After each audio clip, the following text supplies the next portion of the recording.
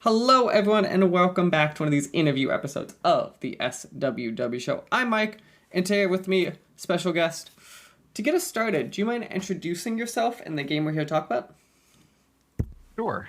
So my name is Colin Eddings. I am the sole developer behind the game Run TavernQuest. Run TavernQuest is a role reversing twist on old school text adventure games. So think of like an old text adventure like Zork, except you're not the player, you play as the command parser and game master. And the player that you're overseeing the game for is this idiot that's called Steve. So, many things we could go there. Immediately, where did kind of you want to kind of do this come from? Did you kind of grow up or kind of a real love of these? Kind of why this inverse text adventure? So no, I did not really grow up playing text adventures. I'm going to be turning 30 this year, so that's still a little bit before my era. But at the time that I started working on this, I was taking a class in university about like video game narrative, and they kind of went over the history of all the different video game stuff. And this project actually started as an extra credit assignment for that class. Oh, so it's one of those that actually kind of evolved. So actually, that's interesting. Because I don't think I've had one of those in a while where I've talked to someone who like this started as like some sort of academic-y type project. hmm How has that shifted kind of as you decided to kind of keep going? Like what did that end kind of school project look like versus kind of what's coming out here in a few months? I don't know if because it wasn't like a really serious school project. Because I didn't go to school for game design. That was just sort of an extracurricular, well, not extracurricular. What is that called? Uh, Like an elective? like yeah, an elective. That's the word I'm looking for. Um, and I was already a professional game developer before college. I worked on the Stanley Parable as a level designer back in high school. But as I made this more to get out of writing an essay than anything, because game design is pretty easy for me at this point, at least to make like a quick prototype, and that was easier for me than writing an essay, so I did that. That But that's there, the best reason I've heard. I definitely did those a few times in college. Of like, I could write a game fast and I could write an actual paper. Can I do this? yeah, but the professor really loved it, and I showed it to some other people, and it seemed like the concept itself had a lot of promise. So I just sort of kept working on it in the background. You kept working at background. So when did it kind of morph into kind of what we're seeing today with kind of the demo out on Steam and what's coming out kind of? Because I'm assuming the academic game had to be much, I'm assuming, smaller or kind of a different idea on its core. Yeah, so it was just if you've ever heard of Twine, um, Mm-hmm. it was just a quick prototype made in that. And then as people got excited about it, I'd made a Unity build, um, but I was still studying, so I wasn't working on it full time. Um, yeah, and that was like 7 or 8 years ago. So it's sort of been on and off of my development shelf, so to speak, for a long time.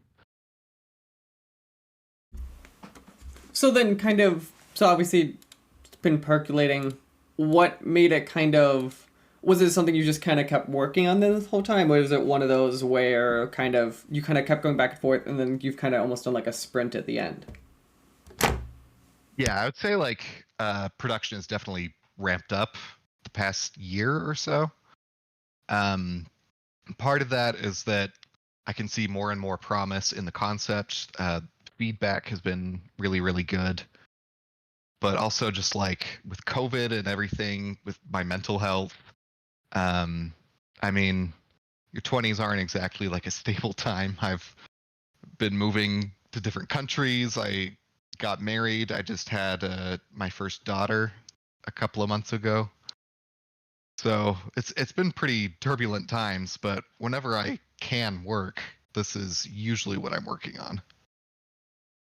No, that makes absolutely a lot of sense. So let's kind of jump in kind of a bit more. So as we said in the start, it's a like kind of a role reversing twist on a text adventure game. What so you're taking commands from this player kind of named Steve. What does that kind of look like logistically kind of? Is he just kind of telling you to do things and your goals kind of respond to him? Kind of what's kind of this broad goal and kind of what you're kind of what are the actions you could take? Yeah. So, for example, um, he can type something stupid like "eat garbage," uh, and you have to decide, okay, should I just throw an error and like try to curb him away from the stupid stuff that he's doing, or should I allow him to eat the garbage? Should I like maybe spawn an NPC or something to sort of distract him? Like, there's a lot of different avenues that you can take the game just with a couple of words given to you from this player. So is there kind of like I'm assuming as you're playing, you're unlocking like a story going on here, or is it kind of that's kind of the game itself, which kind of trying to unravel what who this guy is? Um, Partially, yeah, you're just trying to kind of get to the know who this guy is. The main goal of the game is for you to save this princess character. So you're trying to just sort of curb him away from his own self-destructive tendencies and push him towards actually completing the game. There's a little bit more to it, but I'm kind of keeping my cards close to my chest for like the full release. No, that totally kind of makes sense here. So as we're talking, so I find it interesting, like as we said, this is a text game. It's a genre that isn't, I would say it's fair to say, super alive or like there's community, but Hmm. like it's only so kind of big. What kind of are ways that kind of when you were making this or thinking of the concept that you were drawing from where like you were thinking of like things the player can do or ways to kind of twist the genre? Because obviously to a lot of people it just seems like you're just typing on a screen and going back and forth kind of. I'm curious if there are ways Hmm. you kind of viewed it as like a either modernizing or kind of making it feel like more interactions going on. Hmm. Um, yeah, it's been pretty difficult to drive home like the core concept. Most people see typing on the screen and they just like instantly connect with it. So like I've had to do a lot of design changes to sort of drive home that no, you're not the one typing. You just read this text and then you decide what happens next. But I mostly beyond that beyond the twist itself, I'm mostly relying on just like humor, I suppose. Creating these sort of absurd situations that are similar to like if you're playing Dungeons and Dragons and you have a player who's being completely uncooperative and the game just totally goes off the rails. That's the sort of experience that I want to create for players of Run Tavern Quest. No, that makes a lot of sense. I'm curious kind of how do you almost kind of view that. It's obviously I like that parallel. I think these kind of games at best are something akin to like D&D and in that way Mm-hmm. kind of you kind of draw and kind of draw your own kind of parallels and what can happen. How do you kind of how have you kind of found ways to kind of make the player drawn in? Is it just been like you have to hope the story hooks them, or are there methods kind of you kind of experience kind of I'm curious kind of is there any like things you drew from kind of during this design process and all people playing? Um, so one thing that I had to change was how like the interface worked. In the very early builds of the game, you would just see a command and then you would have multiple different paragraphs that you would choose from. Um, but not only did people not really understand the concept of what was happening, it just wasn't that engaging to read multiple different paragraphs and then choose one as like the sort of canon. So I ended up adding this CPU character who is sort of your buddy and that he offers you choices. He continually drives home that you're not the one actually playing. Um, and I forget where I'm going with that, but yeah, that's pretty much it. Adding that CPU character really helped people understand the concept and it helped the game keep progressing. It allowed me to sort of rein in the scope of the project as well. because when you have branching narratives, like you can branch off, thousands of different ways. So adding this second character to sort of narrow the scope has allowed me to do a lot more with the game than I thought. That's interesting. So how did so a second character like so the was it just kind of it grounded players more? Do you kind of feel like, or kind of what did you feel kind of it changed that? It Well, I mean, to a certain point, you have to give like an illusion of choice. You can't have every single choice you make a difference on the story, or it'll again just branch off in thousands of different ways. So the CPU kind of obfuscates what your choices are doing. So instead of choosing like a paragraph, you give them a choice of this, or this, and they can all lead to slightly different versions of the paragraph that allows the game to continue in that same direction. And so players feel like they're making these choices, but you can sort of, again, just rein in the scope of the game. No, that is, I do like the way you phrase it of like illusion of choice. I think that's game design at its best. Is like we all know there's like back end some limitation, but like as long as the player feels like what they want to happen, or like they don't understand the limit of the scope, is kind of that beauty of it. Mm-hmm. Do you kind of? Oh no, go on. Here's a thought there.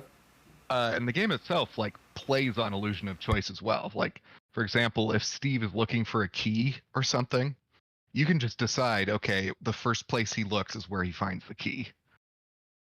So like there's sort of this meta examination of illusion of choice as well. So do you kind of find something you've done a lot of like playtesting, obviously you have the demo out and stuff. Do you find, without spoiling whether they should or shouldn't, that players trust Steve? I'm kind of curious, kind of like going into this, like, is there a level of like curiosity? Is there a level of animosity? Kind of what have you kind of noticed of like people walking the experience and like dealing with this AI?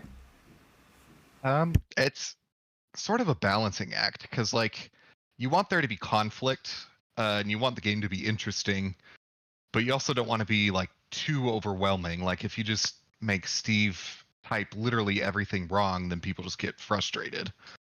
So I've just sort of tried to tailor it to where if I'm getting like feedback that Steve is both too smart and too stupid, then I feel like that's a pretty good balance. So that's where I try to keep it. That's a great balance. You're like, which is he? Yeah. No, that's interesting. Has Steve always been kind of? So obviously you said you kind of had to adjust his balance. Kind of has like the Steve that you've created and that like players are now. Is that kind of at least what you pictured the AI kind of acting like kind of over time, or did it have to kind of shift while finding this balance? It definitely had to shift. So in the very early versions of the game, there was no Steve. You would get quote unquote paired with a random player, and then the player would do different things at different points. So you could play the same game the exact same way, and you would have different outcomes because the player would be different every time.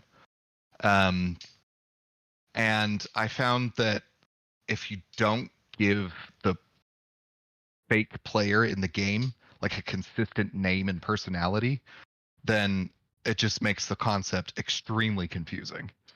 So I was like, okay, let's just name him Steve, and then we're going to keep repeating that name over and over and over and over until people understand that they are not Steve. And with that, if you're going to choose one character to focus on, the funniest way is just to make him really stupid. It is true. It's so funny to me how many times you have to remind people that you're like, no, this is a different play. Like, it's not you. Like, I do appreciate how, like, I guess it makes sense though too, because like you name one, you don't name the other. Like instinctually, you're like, I'm the named person. Yes. That's such. It's interesting because there are design problems here that like I didn't think of, because yeah, it's just you're communicating back and forth. Like the other one to me kind of stands out is like you're just communicating via text, right? So and like some level of visual feedback. How did you kind of make sure that players were paying attention or understanding the impact of things, I guess, kind of? Did you play with like different ways to visually show things over time, or is it just kind of like you kind of found that balance of like if players are in the groove and the story, they kind of picked up on like the what's going on. Um, yeah, it's mostly just adjusting like the tone. Again, adding that CPU character really helps because like if I want to drive home that the game is going off the rails, I can just have the CPU directly tell the player that like, hey, what's going on is really bad and I don't like this. And then having the narrator as well. So like all the dialogue in the game is voiced over by the very wonderful Jack Dundon. And I've been pretty careful to direct him to make sure that his tone also reinforces like sort of the state of the game as well.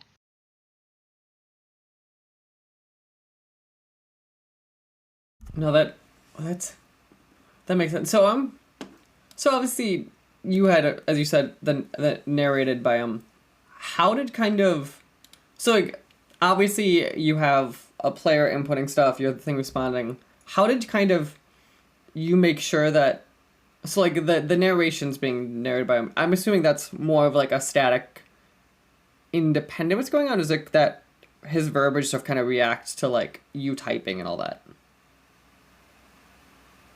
Um, so the narrator is just reading out whatever is on screen printed out to Steve, if that makes sense. Mm-hmm. So I have to just be pretty careful in the script that whatever goes on screen is going to need to be recorded.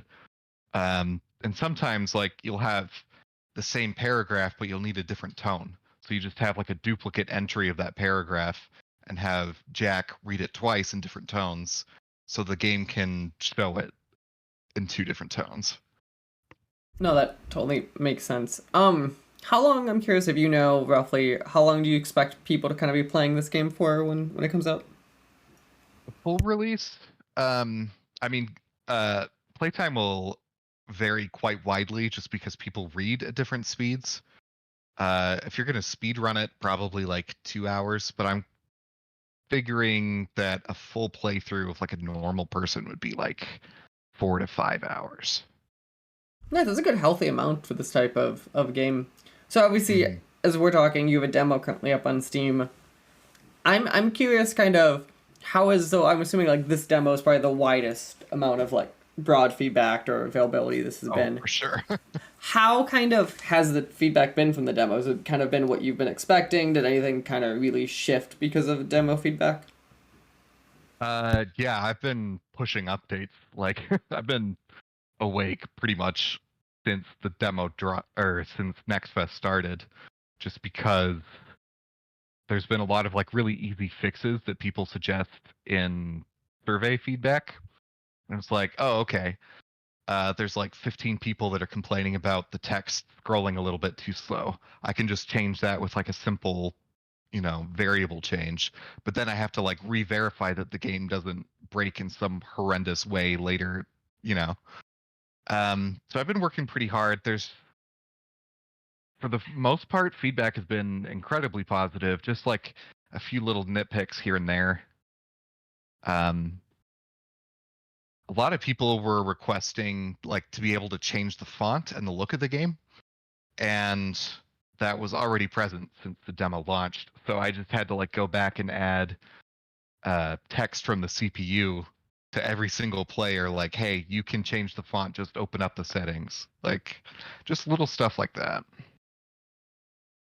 No, that makes it. How have you kind of found the balancing act then, kind of like for as you just said, you just get 10,000 things of feedback.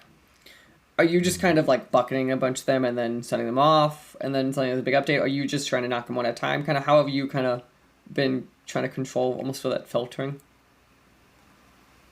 Um, well, I only really work on something if it's mentioned like multiple times.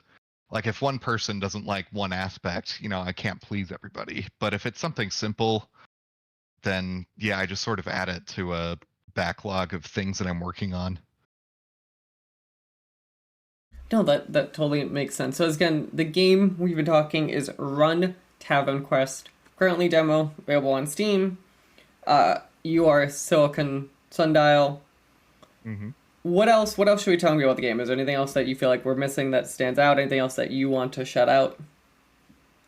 Not really. I've just been extremely happy with how Next Fist has been going. Our wish lists have tripled in just the first day, so That is that's very pretty nice. That overwhelming. is that's a Yeah, great metric. yeah. So overall, yeah, I'm just super happy. If you get a chance to check out the game, I'd really appreciate it. Perfect. Again, we'll have the links below, but the game is Run Tavern Quest. It's a good old-fashioned classic strategy game, both a nice little twist. So go check out. Demo available on Steam, as you heard here. Go wishlist it.